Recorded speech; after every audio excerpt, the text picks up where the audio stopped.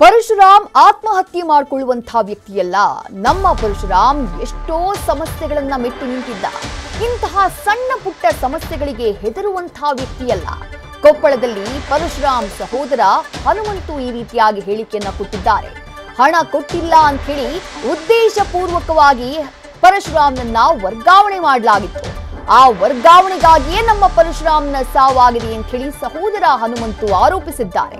ಮುಖ್ಯಮಂತ್ರಿಗಳು ತಕ್ಷಣ ರಾಜೀನಾಮೆಯನ್ನ ಪಡೆಯಬೇಕು, ಶಾಸಕ ಹಾಗೆ ಅವರ ಪುತ್ರನಿಗೆ ಕಠಿಣ ಶಿಕ್ಷೆಯಾಗಬೇಕು ಅಂತ ಹೇಳಿ ನ್ಯೂಸ್ ಫಸ್ಟ್ ಜೊತೆ ಮಾತನಾಡುವಂತಹ ಸಂದರ್ಭದಲ್ಲಿ ಪಿಎಸ್ಐ ಪರಶುರಾಮ್ ಅವರ ಸಹೋದರ ಹನುಮಂತು ಆಗ್ರಹವನ್ನ ಮಾಡಿದ್ದಾರೆ.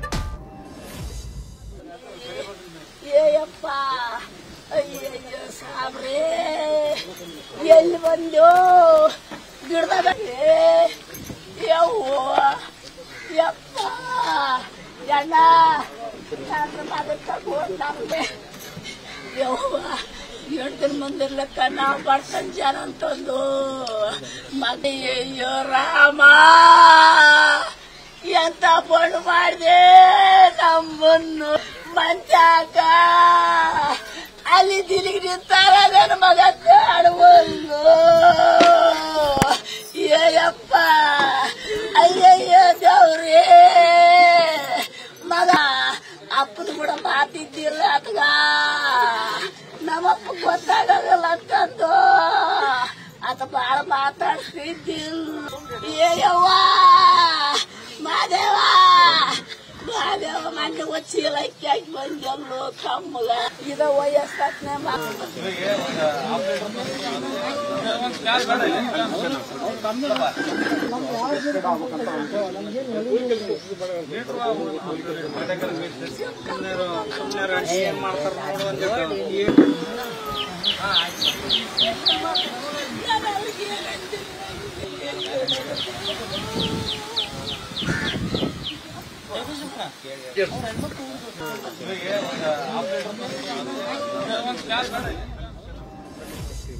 ಬಾಲ್ಯದಿಂದಲೂ ಕೂಡ ಅತ್ಯಂತ ಆಕ್ಟಿವ್ ಆಗಿ ಇರ್ತಕ್ಕಂಥವ್ರು. ಎಲ್ಲ ಓದಿನಲ್ಲಿ ಮತ್ತೆ ಸ್ಪೋರ್ಟ್ಸ್ ಅಲ್ಲಿ ಯಾವುದೇ ಇರಲಿ, ನಾನು ಅವನ ಸಾವುಕ್ಕಿಂತ ಮುಂಚೆ ಒಂದ್ ದಿವಸ ಮುಂಚೆ ನನ್ನ ಹತ್ರ ಮಾತಾಡಿದ್ದ, ಹೇಳ್ಕೊಂಡಿದ್ದ ಏನಾಗಿದೆ ಅಲ್ಲಿ ಘಟನೆ ಅಂತ.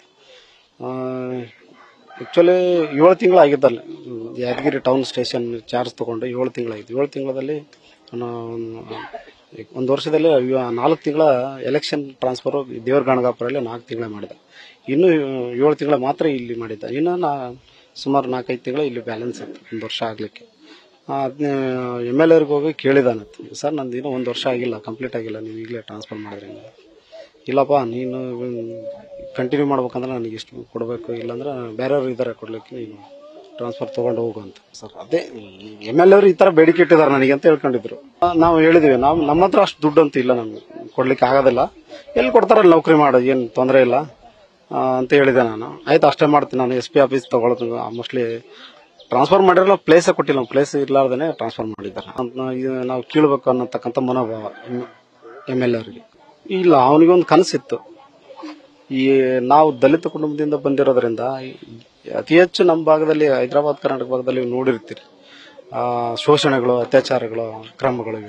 ಇದಕ್ಕೆ ನಾನೇನಾದ್ರೂ ಕಡಿವಾಣ ಹಾಕ್ಬೇಕು ಅಂತ ಉನ್ನತ ಹುದ್ದೆಗೆ ಹೋದ್ರೆ ಅದನ್ನ ನಾವು ತಡೆ ಹಿಡಿಬಹುದು, ಶೋಷಿತರಿಗೆ ದಲಿತರಿಗೆ ಏನೋ ನ್ಯಾಯ ಕೊಡಿಸೋಕ್ ಸಾಧ್ಯ ಆಗುತ್ತೆ ಅಂತಕ್ಕಂಥ ಭಾವನೆಯಿಂದ ಈ ಇಲಾಖೆನ ಆಯ್ಕೆ ಮಾಡ್ಕೊಂಡಿರೋದು. ಇಲ್ಲಾಂದ್ರೆ ಈ ಮಹಾನಗರ ಪಾಲಿಕೆ ಬಳ್ಳಾರಿಯಲ್ಲಿ ಒಳ್ಳೆ ಇಲಾಖೆ ಇತ್ತು, ಒಳ್ಳೆ ಕೆಲಸ ಚೆನ್ನಾಗಿತ್ತು. ಅಲ್ಲಿ ರಿಲೀವ್ ಮಾಡ್ಬೇಕಾದ್ರೆ ಅಲ್ಲಿ ಕಮಿಷನರ್ ಹೇಳ್ದ, ಬೇಡ ಪರಶುರಾಮ್ ಆ ಇಲಾಖೆಗೆ ಹೋಗ್ಬೇಡ, ನೀವು ಇಲ್ಲೇ ಕಮಿಷನರ್ ಆಗ್ತೀರಿ, ಒಳ್ಳೆ ಪೋಸ್ಟ್ ಇದೆ ಬ್ಯಾಡ ಅಂತ ಅವ್ರು ಕಮಿಷನರ್ ಹೇಳಿದ್ರು. ಅವತ್ತು ರಿಲೀವ್ ಮಾಡ್ಬೇಕಾದ್ರೆ ಅವರು ಅವತ್ತೇ ಕಮಿಷನರ್ಗೆ ಹೇಳಿದ್ರು, ಇಲ್ಲ ಸರ್ ನಾನು ನಮ್ಮ ಜನರಿಗೆ ಏನಾದ್ರೂ ಮಾಡೋಣ, ಇಲ್ಲಿದ್ರೆ ನಾನು ಇಲಾಖೆಗೆ ಅಷ್ಟೇ ಗೊತ್ತಾಗ್ತೀನಿ, ಬಟ್ ಅಲ್ಲೇ ಆದ್ರೆ ಪಬ್ಲಿಕ್ ಸೆಕ್ಟರ್ ಆಗತ್ತೆ, ಜನರಿಗೆ ಏನಾದ್ರೂ ಸೇವೆ ಮಾಡ್ಲಿಕ್ಕೆ ಸಾಧ್ಯ ಆಗುತ್ತೆ ಅಂತಕ್ಕಂಥ ಇಚ್ಛೆಯಿಂದ ಈ ಪೊಲೀಸ್ ಇಲಾಖೆಗೆ ಬಂದಿದ್ದು. ಇಲ್ಲ ಇಲ್ಲ ಮಾಡ್ಯಾರ, ಉದ್ದೇಶ ಪೂರ್ವಕವಾಗಿ ದುಡ್ಡಿನ ಸಲುವಾಗಿನೇ ಮಾಡ್ಯಾರ. ಅದು ಸಂಪರ್ಕ ಮಾಡಿರೋದು ಗೊತ್ತಿಲ್ಲ. ಒಂದು ಪ್ರಿಯಾಂಕ್ ಖರ್ಗೆ ಸಾಹೇಬರಿಗೆ ಈ ತರ ಟ್ರಾನ್ಸ್ಫರ್ ನಡೆದಿದೆ ಅಂತಕ್ಕಂಥದ್ದು ಕೇಳಿದಾರೆ, ಹೇಳಿದೀನಿ ಅಂತಕ್ಕಂಥದ್ದು ಗೊತ್ತು. ಅನುಮಾನನೂ ಇದೆ, ಯಾಕಂದ್ರೆ ಇದು ಹೆಂಗ ಆಯ್ತು ಅಂತ ನಮಗೆ ಗೊತ್ತಿಲ್ಲ. ಏನೋ 100% ಆತ್ಮಹತ್ಯೆ ಮಾಡ್ಕೊಳ್ಳುವಂತ ವ್ಯಕ್ತಿ ನಮ್ಮ ಬ್ರದರ್ ಅಲ್ಲ. ಅವನು ಎಷ್ಟೋ ಸಮಸ್ಯೆಗಳನ್ನ ಮೆಟ್ಟಿ ನಿಂತಿರ್ತಾವ, ಇಂಥ ಸಣ್ಣ ಪುಟ್ಟ ಸಮಸ್ಯೆಗೆ ಎದುರಂತವನಲ್ಲ. ಹಾಗಾಗಿ ಏನೋ ಆಗಿದೆ, ಅದು ನಮಗೆ ಆ ತಪ್ಪಿಸ್ತರು ಯಾರದಾರ ಅವ್ರ ವಿರುದ್ಧ ಕಠಿಣ ಶಿಕ್ಷೆ ಆಗ್ಬೇಕು. ಮತ್ತೆ ಆ ವ್ಯಕ್ತಿ ಏನದನಲ್ಲ ಅವನ ಶಾಸಕತ್ವ ಸ್ಥಾನವನ್ನ ರದ್ದುಪಡಿಸಬೇಕು. ಮಾನ್ಯ ಮುಖ್ಯಮಂತ್ರಿಗಳು ಅವ್ರ ರಾಜೀನಾಮೆ ಪಡಿಬೇಕು. ಈ ತಕ್ಷಣದಿಂದನೇ ರಾಜೀನಾಮೆ ಪಡಿಬೇಕು. ಅವ್ರು 100% ಶಾಸಕ ಮತ್ತು ಅವ್ರ ಪುತ್ರ ಅವರಿಬ್ಬರೇ ಕಾರಣ. ಮಾನ್ಯ ಸಚಿವರು ನಮ್ಮ ಅಂತ್ಯಕ್ರಿಯೆಯಲ್ಲಿ ಭಾಗವಹಿಸಿದ್ರು. ಅವರು ಹೇಳಿದ್ರು, ಮಾನ್ಯ ಮುಖ್ಯಮಂತ್ರಿ ಗಮನಕ್ಕೆ ತಗೊಂಡ್ಬಂದು ನಮ್ಮ ಸರ್ಕಾರದಿಂದ ಏನು ಸಾಧ್ಯ ಇದೆ ಸರ್ಕಾರ ಮಟ್ಟದಲ್ಲಿ ಅದನ್ನು ಕೊಡಿಸ್ಲಿಕ್ಕೆ ನಾನು ವ್ಯವಸ್ಥೆ ಮಾಡ್ತೇನೆ ಅಂತ ಭರವಸೆ ಕೊಟ್ಟಿದ್ದಾರೆ. ಮಂತ್ರಿ ಮೇಲೆ ಭರವಸೆ ಇದೆ ಮಾಡಿಕೊಡ್ತಾರ ಅನ್ನೋ ಭರವಸೆ ಇದೆ. ಇನ್ನು ಪರಶುರಾಮ್ ಅವರ ಸಾವಿಗೆ ಸಂಬಂಧಪಟ್ಟ ಹಾಗೆ ಅವರ ಸಹೋದರನ ಮಕ್ಕಳನ್ನ ನಮ್ಮ ಪ್ರತಿನಿಧಿ ರಾಜು ಮಾತನಾಡಿಸಿದ್ದಾರೆ. ನೋಡೋಣ ಬನ್ನಿ. ಯಾದಗಿರಿ PSI ಪರಶುರಾಮ್ ಅವರ ಸಾವು ಇವತ್ತು ಏನಂತಂದ್ರೆ ಇಡೀ ಗ್ರಾಮದಲ್ಲಿ ನೀರವ ಮೌನವನ್ನು ಆವರಿಸಿಕೊಂಡಿದೆ. ಸೊ ನಾವು ಇವತ್ತು ಆ ಗ್ರಾಮ ಅಂದ್ರೆ ಪರಶುರಾಮ ಅವರ ಗ್ರಾಮ ಸೋಮನಾಳದಲ್ಲಿ ನಾನು ಈಗ ಇರುವಂತದ್ದು. ಸೊ ಇಲ್ಲಿ ಪ್ರತ್ಯಕ್ಷ ವರದಿಗೆ ನಾವು ಬಂದಿರುವಂತದ್ದು. ಈಗ ಸದ್ಯ ಏನು ಪರಶುರಾಮ ಅವರ ಅಣ್ಣನ ಮಗಳು ಪವಿತ್ರ ಇದ್ದಾರೆ. ಸೊ ಅವರು ಅಂದ್ರೆ ಪರಶುರಾಮ ಅವರು ಹೇಗಿದ್ರು, ಅವರು ಯಾವ ರೀತಿ ಸಲಹೆಗಳನ್ನು ಕೊಡ್ತಿದ್ರು, ಆ ಒಂದು ವಿಷಯವನ್ನು ಹೇಳೋದಕ್ಕೆ ನಮ್ಮ ಜೊತೆ ಇದ್ದಾರೆ. ನಾನು ಅವ್ರನ್ನ ಮಾತಾಡಿಸ್ತಾ ಹೋಗ್ತೀನಿ. ಈಗ ನಿಮ್ಮ ಚಿಕ್ಕಪ್ಪ ಪರಶುರಾಮ ಅವರು ಈಗ ಸಾವನ್ನಪ್ಪಿರುವಂತದ್ದು, ಅವ್ರು ಹೆಂಗಿರ್ತಿದ್ರು ನಿಮ್ಮೂರಲ್ಲಿ ಅಂತ? ಅವರು ದಕ್ಷ ಅಧಿಕಾರಿ ಅಂತ ಹೇಳ್ಬೋದು ಸರ್. ನಮ್ಗೆಲ್ಲ ಅವರು ಒಂಥರ ಮಾದರಿ ಅಂತಾನೆ ಹೇಳ್ಬೋದು. ಅವ್ರು ನಮ್ಗೆ ಓದ್ಬೇಕು, ಯಾವ ತರ ಓದ್ಬೇಕು, ಮುಂದೆ ನೌಕರಿ ಮಾಡ್ರಿ ಅಂತೆಲ್ಲ ಹೇಳಿದಾರೆ. ಇಲ್ಲಿದ್ರೆ ನಾವೇನು ಓದಂಗಿಲ್ಲ, ಹಾಸ್ಟೆಲ್ ಆಗಿರ್ರಿ, ಚೆನ್ನಾಗಿ ಓದ್ಕೇರಿ ಅಂತಾನು ಹೇಳಿದಾರೆ ಸರ್. ಈಗ ಅವರು ಸಾವನ್ನಪ್ಪಿದ್ದಾರೆ. ಈಗ ನಿಮ್ಗೆ ಏನ್ ಅನ್ಸುತ್ತೆ ಅವ್ರ ಸಾವು? ಈಗ ಸಾವನ್ನಪ್ಪಿರೋದು ನಿಮ್ಮೂರಲ್ಲಿ ಏನಂತಾರ, ಅವ್ರ ತಂದೆ ತಾಯಿಗಳು ಏನಂತಾರ, ನಿಮ್ ಚಿಕ್ಕಪ್ಪನವ್ರು ಏನಂತಾರ ಅಂತ? ಇದು ಕುಟುಂಬಕ್ಕೆ ಬಹಳ ನೋವು ತರುವಂತ ವಿಷಯ ಸರ್. ಈ ಊರಿಗೆ ಒಂಥರ ಕಿರೀಟ ತರ ಇದ್ರು, ಈ ಊರಾಗ ಒಂಥರ ಹಿರಿಮೆ ಗೌರವ, ಈಗ ಅದೆಲ್ಲ ಹೋಯ್ತು ಅಂತ ಹೇಳಿ. ಸೊ ಅವ್ರು ನಿಮ್ಗೆ ಯಾವ ರೀತಿ ಅಂದ್ರೆ ಓದಿನ ಬಗ್ಗೆ ಹೆಚ್ಚು ನಿಮ್ಗೆ ಮಾತಾಡ್ತಿದ್ರ ಅವ್ರು ಯಾವಾಗಲೂ? ಸರ್, ಓದೋದ್ರ ಬಗ್ಗೆ ಹೇಳ್ತಿದ್ರು. ನಾವು ಓದಿದ್ರೆ ಏನೇನ್ ಆಗ್ಬೋದು, ನಮ್ ಜೀವನದೊಳಗ್ ಗುರಿ ಇಟ್ಕೊಂಡು ಓದ್ರಿ ಅಂತ ಹೇಳ್ತಿದ್ರು. ಅವರು ಕೂಡ ದೊಡ್ಡ ಗುರಿನ ಇಟ್ಕೊಂಡು ಓದಿದಾರೆ ಸರ್. ಮತ್ತೆ ಇಲ್ಲಿ ನಿಮ್ಗೆ ಏನಾನು ಓದೋದಕ್ಕೆ ಏನಾದ್ರು ಸಹಾಯ ಮಾಡ್ತಿದ್ರ? ಈಗ ದುಡ್ಡಿಂದ ಆಗಿಲ್ಲ, ಪುಸ್ತಕ ಆಗ್ಲಿ, ಏನಾದ್ರು ನಿಮ್ಗೆ ಸಹಾಯ ಮಾಡ್ತಿದ್ರ ಅವರು? ಅವ್ರು ಹೇಳಿದಾರೆ ಸರ್, ನಿಮ್ಗೆ ಏನಾದ್ರು ದುಡ್ಡು ಏನಾದ್ರು ಸಹಾಯ ಬೇಕಂದ್ರೆ ಕೇಳ್ರಿ ಅಂತ ಹೇಳಿದಾರೆ ಸರ್. ಈಗ ಅವ್ರಿಲ್ಲ, ಏನ್ ಅನ್ಸುತ್ತಾ ನಿಮ್ಗಂತ? ನಮ್ಗೆ ಒಂಥರ ನೋವೇ ಆಗತ್ತೆ ಸರ್. ಅವ್ರು ಇದ್ದಿದ್ರೆ ನಾವ್ ಏನಾದ್ರು ಅವ್ರ ಸಲಹೆಗಳನ್ನ ತಿಳ್ಕೊಂಡು ಮತ್ತೆ ಬೆಳಬಹುದು ಅಂತ. ಅಂದ್ರೆ ಅವ್ರ ಸಲಹೆಗಳ ಮೇಲೆನೆ ನೀವು ಇವಾಗ ಉನ್ನತ ಶಿಕ್ಷಣ ಮಾಡ್ತಾ ಇದ್ದೀರಿ? ಸರ್. ಏನ್ ಮಾಡ್ಕೊಂಡಿದ್ದೀರಿ, ಏನ್ ಮಾಡ್ತಾ ಇದ್ದೀರಿ ನೀವು? ಡಿಗ್ರಿ ಓದ್ತಾ ಇದೀನಿ ಸರ್. ಫಸ್ಟ್ ಡಿಗ್ರಿ ಓದ್ತಾ ಇದ್ದೀರಿ.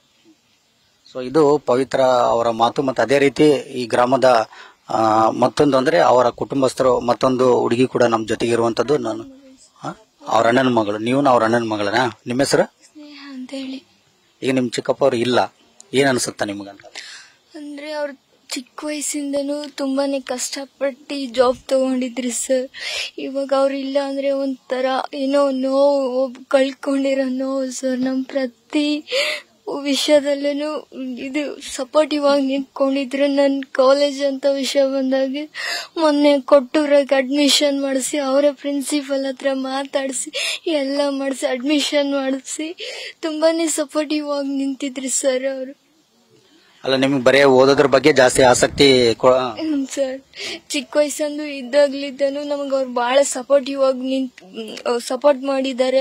ಮತ್ತೆ ಓದೋದಾಗ್ಲಿ, ಇಲ್ಲಾಂದ್ರೆ ಎದುರ್ದಾದ್ರು ಓದೋದ್ರ ಬಗ್ಗೆ ಇದು ಟೀಚರ್ಸ್ ಕೆಲಸ ಆಗ್ಲಿ ಅಥವಾ ಏನಾದ್ರು ಕೆಲಸ ಸಣ್ಣ ಓದಿರೋ ಚೆನ್ನಾಗಿ ಓದ್ರಿ, ಚಿಕ್ಕ ಕೆಲಸ ಆದ್ರೂ ಇಲ್ಲ, ಓದಿದಕ್ಕೂ ಒಂದು ಇದು ವ್ಯಾಲ್ಯೂ ಆದ್ರೂ ಮಾಡ್ರಿ ಅಂತ ತುಂಬಾ ಸಪೋರ್ಟಿವ್ ಆಗಿ ಹೇಳ್ತಾ ಇದ್ರಿ ಸರ್ ಅವರು. ನೀವು ಸಣ್ಣವರಿಂದಾಗ ನೋಡಿರಿ, ಅವ್ರು ಹೆಂಗ ಕಷ್ಟಪಟ್ರು, ಅದ್ರ ಬಗ್ಗೆ ಏನಾದ್ರು ನಿಮ್ಗೆ ಗೊತ್ತಿದೆನಾ? ಚಿಕ್ಕ ವಯಸ್ಸಿಂದಾಗೂನು ಇದು ಹೊಲ ಮನಿ ಕೆಲಸ ಅಂತೇಳಿ ಮಾಡ್ತಿದ್ರು ಸರ್. ಚಿಕ್ಕ ವಯಸ್ಸಿಂದನಿದ್ದೂ ಅವ್ರು ಮಾಡ್ತಾ ಬಂದ್ರು. ಅದೇ ತರ 10th ಚೆನ್ನಾಗಿ ಓದ್ತಾ ಇದ್ರು ಕೂಡ ಸರ್. ಅವ್ರು ಇಲ್ಲಿದ್ರೆ ಚೆನ್ನಾಗಿ ಇದು ಆಗಲ್ಲ ಅಂತ ಹೇಳಿ ಬೇರೆ ಊರಿಗೆ ಹೋಗಿ ಅಲ್ಲಿ ಓದಿದ್ರು ಸರ್. 10th ರಿಸಲ್ಟ್ ಚೆನ್ನಾಗಿ ಮಾಡಿದ್ರು. 10th ರಿಸಲ್ಟ್ ಸೈನ್ಸ್ ಮಾಡಿದ್ರು, ಅದರಲ್ಲಿ ಫೇಲ್ ಆಗಿತ್ತು ಅಂತೇಳಿ ಮತ್ತೆ ಇದಾಗಿ ಆರ್ಟ್ಸ್ ಮಾಡಿದ್ದಾರೆ.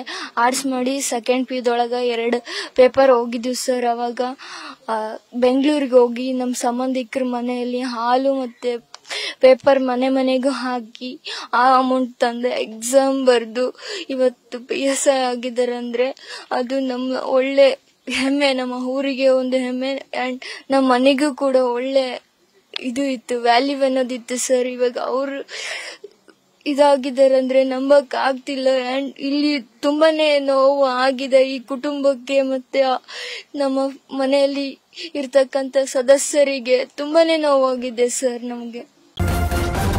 ನ್ಯೂಸ್ ಫಸ್ಟ್ ನಿರ್ಭೀತಿಯಿಂದ ನಿಮ್ಮ ಪರವಾಗಿ.